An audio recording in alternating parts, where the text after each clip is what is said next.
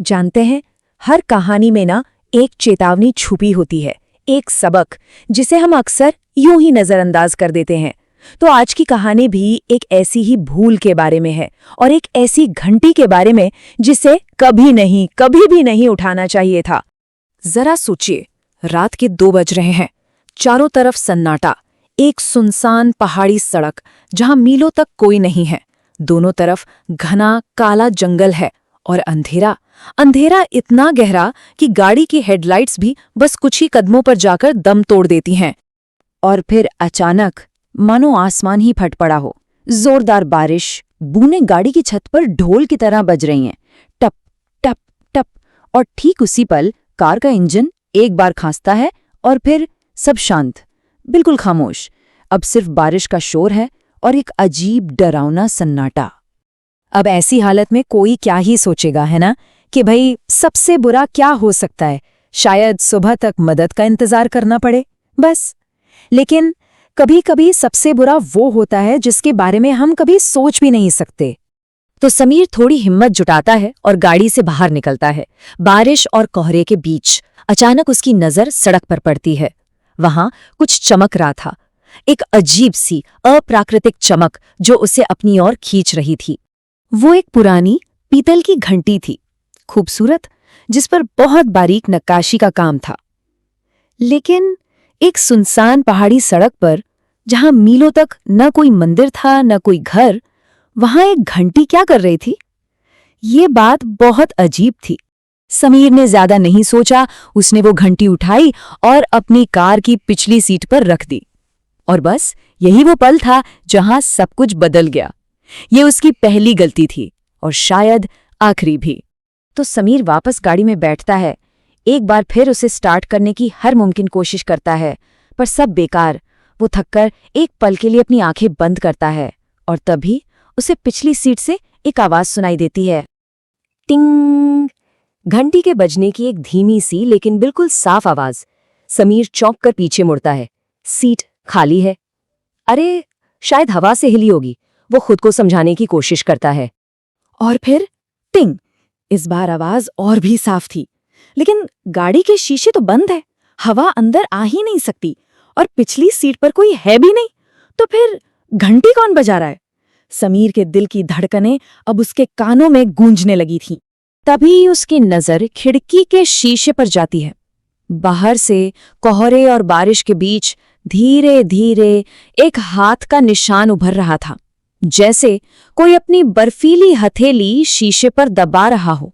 और उस हाथ के नाखून, वो नाखून किसी इंसान के तो हो ही नहीं सकते थे। अब समीर की हिम्मत जवाब दी गई। उसने दहशत में कार का दरवाजा खोला और अंधेरे में बेतहाशा भागने लगा। उसे बस उस कार से, उस आवाज से दूर जाना था। कुछ दूर भागने पर उसे बारिश में कोई खड़ा दिखाई दिया, एक बूढ़ा आदमी जिसके हाथ में एक टिमटिमाती हुई लालटेन थी। उस बूढ़े आदमी की आंखों में गहरा खौफ था। उसने समीर की तरफ देखा और उसकी कांपती हुई आवाज निकली, बेटा, जो तूने उठाया है वो कोई मामूली घंटी नहीं है, वो एक पिछल पैरी की पायल है। पिछले पैरी, लोक कथाओं की वो खौफनाक डायन जिसके पैर उल्टे होते हैं। कहते हैं वो इंसानों को अपना शिकार बनाती है और उनकी रूह को हमेशा के लिए कैद कर लेती है। समीर ये सब सुनकर सुन्न पड़ गया।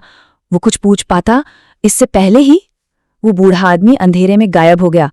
और तभी समीर को फिर से वही घंटी की आवाज सुनाई दी, टिंग टिंग।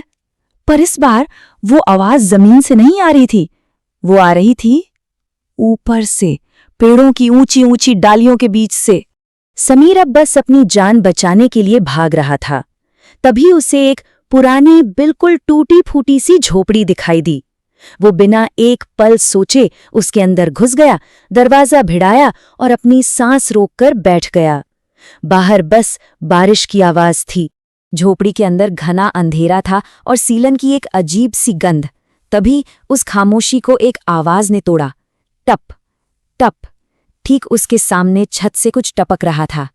पहले तो लगा कि शायद छत टपक रही है, बारिश का पानी होगा, लेकिन अंधेरे में भी वो समझ गया कि ये पानी नहीं है, ये कुछ ज्यादा गाढ़ा है और इसकी गंध जैसे कच्चा लोहा हो।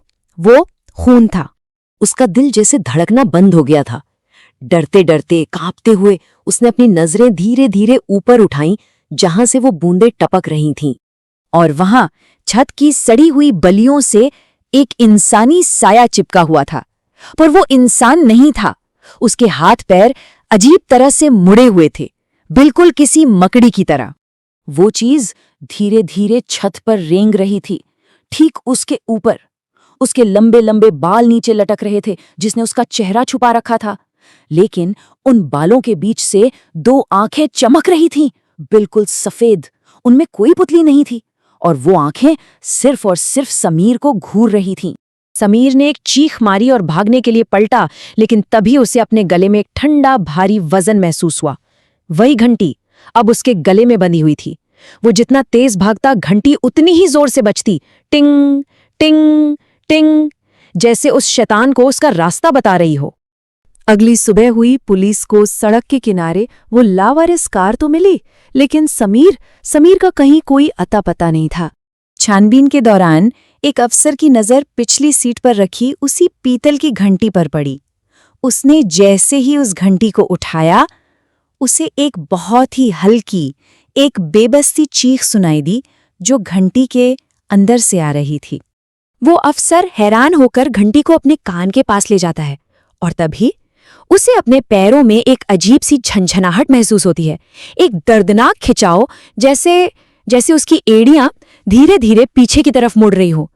कहानी यहां खत्म नहीं हुई, बल्कि एक नई कहानी की शुरुआत हुई है।